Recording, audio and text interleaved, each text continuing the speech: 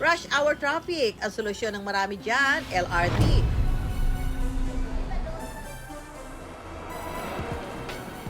Pero anong klaseng biyahero ba kayo sa LRT? Pagsakay, kung di mag-gadget, matutulog.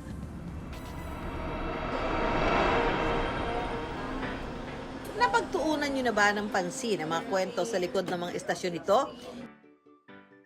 Kilala nyo ba kung sino si Betty Go Belmonte? Si Legarda o ano ang puresa?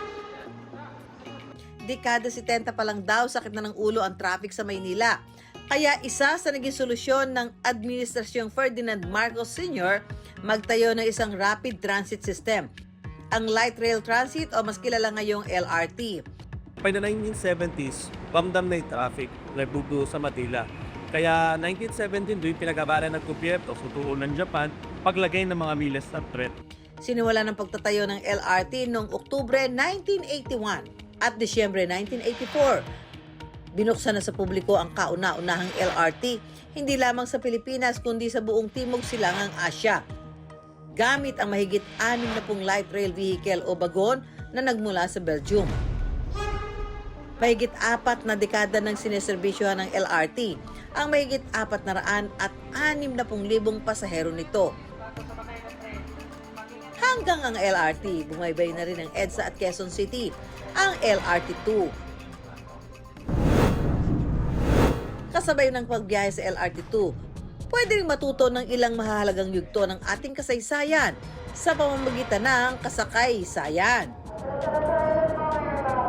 Kung ang LRT1 ay bumibiyahe mula Fernando Po Jr. Station sa EDSA hanggang Dr. Santos Station na dating sukat, binabaybay naman ng LRT2 o ng Purple Line ang Antipolo Station sa Marcos Highway hanggang Recto Station sa Maynila.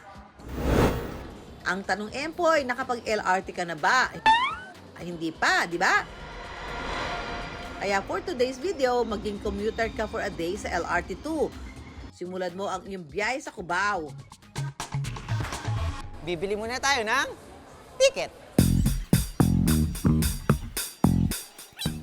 May ice candy po. Ay, sorry. Hindi, ano po, papuresa. Puresa. Ito tayong puresa.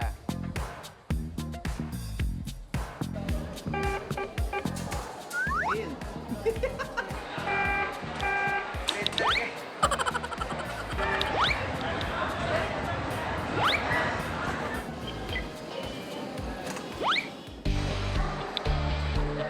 Alam niyo ba na bawal ang camera pala dito sa LRT. Kaya ngayon, ako muna magkakamera itong sa cellphone ko. Alright. Kita kids, Puresa, Fifo. Makakasakay na ako sa wakas ng LRT!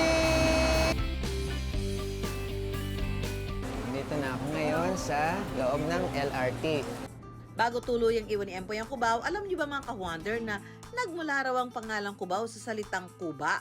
Ayon sa mga kwentong bayan noon, may Kuba raw na nakatira dito na naging gabay ng mga tao. Meron daw mga sighting o nakakakita yung mga iilang nakatira doon ng Kuba. So parang kumbaga, sumisigaw sila pag nakikita nila yung mga Kuba. Oh, Cubao, oh. Kuba, oh. Tapos, yun na. Hindi pa ito totally verified. Parang ano pa lang yun, urban legend.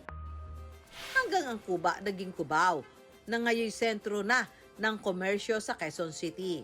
Mga ka-wonder, sobrang ang ganda dito kasi nga, di ba, sila nakaupo sila. Ako nakatayo ako, siyempre, di ba? Hello po, kuya. Ang lamig ng aircon, tapos ang kagandahan dito is sa sobrang tangkad ko, hindi ko siya abot. Eto. Next station, Betigo, Belmonte. Ooh, next station. Ano daw? Betigo, Belmonte. Ang Betigo Belmonte Station, ipinangalan sa ina ni Quezon City Mayor Joy Belmonte. So nung initial planning stages, Boston Station yung pangalan nung ngayong Betigo Belmonte kasi mas nakatapat siya sa Boston Street intersection at Aurora Boulevard. Pero nagkaroon ng mga realignment as siguro nung nagpaplano at nagko-construct na, kaya naging Betigo. So, what's the next? Gilmore. Station, J. Ruiz, B. Mapa, doon nakatiraw si Joe Mapa. Siyempre pa, ang Puresa. Ang ating pupuntahan after Puresa is Legarda and Recto. Yung pala, Recto palang dulo nito. Next station, Gilmore. Gilmore. Si Gilmore, kilala nyo? Tao ba ito? Hayop? Lugar? Pangyayari? So yung Gilmore Station naman ay pinangalan kay Eugene Allen Gilmore. So isa siyang kolonyal na opisyal nung panahon ng mga Amerikano. O, paalala Empoy, kapag nakatayo sa loob ng tren, dapat humawak sa grills o nakatalagang hawakan at huwag kang mag-pole dancing Empoy, dapat laging ligtas ang pagbiyak.